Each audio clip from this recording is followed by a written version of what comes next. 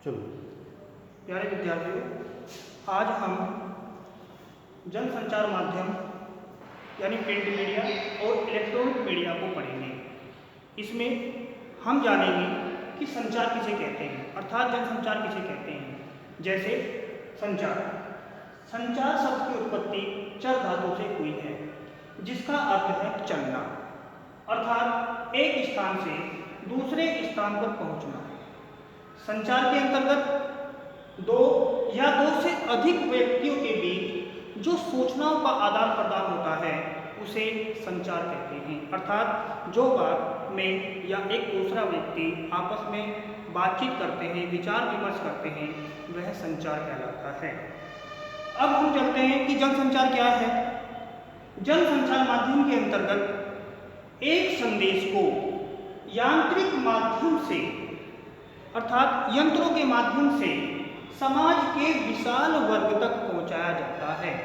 जैसे जनसंचार माध्यम के अंतर्गत अनेक साधन आते हैं, जैसे अखबार के माध्यम से हम छपे हुए माध्यम से समाज के विभिन्न वर्ग तक, विभिन्न क्षेत्रों तक हम अपनी सूचनाओं को भेज सकते हैं। रेडियो, टीवी, सिनेमा, इंटरनेट आदि ये सभी जनसंचार माध्यम के माध्यम हैं, जिनके द्वारा यंत्रों के माध्यम से हम अपनी सूचनाओं को, अपने संदेश को एक दूसरे यंत्रों के माध्यम से एक दूसरे तक या पूरे समाज के विशाल वर्ग तक पहुंचा देते हैं। अब आती है बात कि जनसंचार माध्यम के विभिन्न कार्य क्या क्या हैं। जनसंचार माध्यम के विभिन्न कार्य: सूचना देना, अर्थात लोगों को सूचित करना। दूसरा, मनोरंजन करना, ये भी जनसंचार माध्यम का एक भाग है, एक कार्य है। जैसे टीवी के माध्यम से हो सकता है, इंटरनेट के माध्यम से हो सकता है, सिनेमा के माध्यम से हो सकता है। तीसरा, विचार विमर्श के मंच तैयार करना। आपने देखा होगा, टीवी पर देखा होगा कि अनेक प्रकार की डिबेट आती है, उसमें अनेक मुद्दों को लेकर बहस की जाती है, विचार विमर्श किए जाते हैं। अर्थात जनसंचार माध्यम अनेक प्रकार के मंचों को तैयार करता है। चौथा, इसमें शिक्षित करना। जनसंचार माध्यम का प्रमुख कार्य लोगों को शिक्षित करना भी है। पांचवा, निगरानी करना, अर्थात समाज में क्या घट रहा है, क्या घटित होने वाला है, राजनीति, धार्मिक, नैतिक, विभिन्न क्षेत्रों में क्या क्या क्रियाएं हो रही हैं, उस पर निगरानी रखना। अब आते हैं कि समाचार पत्र वास्तव में क्या है, अर्थात समाचार पत्र किसे कहते हैं। जिसमें प्रतिदिन ताजे समाचार, संपादकीय लेख, विज्ञापन आदि होते हैं, उसे समाचार कहा जाता है।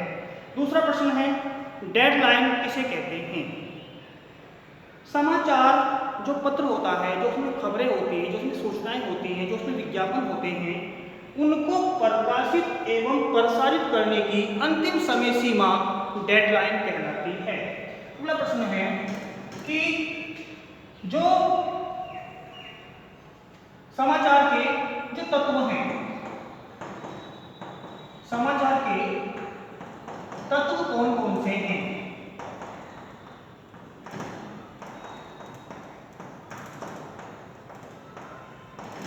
इसमें सबसे पहले निष्पक्षता, स्पष्टता, सच्चाई और प्रभावी। यानी जो समाचार है उसमें चार चीजों का होना अनिवार्य है। निष्पक्षता, उसमें निष्पक्षता होनी चाहिए। दूसरा, स्पष्टता, उसमें स्पष्टता होनी चाहिए। तीसरा, सच्चाई, समाचार में सच्चाई होनी चाहिए। और चौथा, वह प्रभावी होना चाहिए, अर्थात जन रुचि उसमें होनी चाहिए, लोगों की रुचि उसमें होनी चाहिए। अगला प्रश्न है कि समाचार लेखन में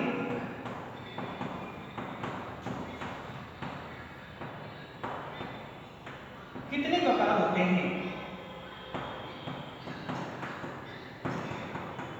कितने प्रकार होते हैं।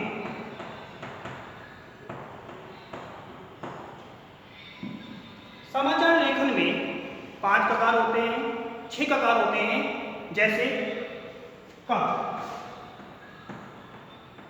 क्यों, कहाँ, कौन, कब, क्यों, कहाँ, कौन, कैसे और क्या। और क्या। अब आते हैं हम कि पत्रकार की कितनी बैसाखियां होती हैं।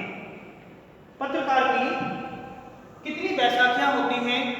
पत्रकार की 4 बैसाखियां होती हैं, जैसे उसकी वह सच्चाई पर हो, अर्थात उसमें सच्चाई हो। दूसरा, संतुलन, उसमें संतुलन हो।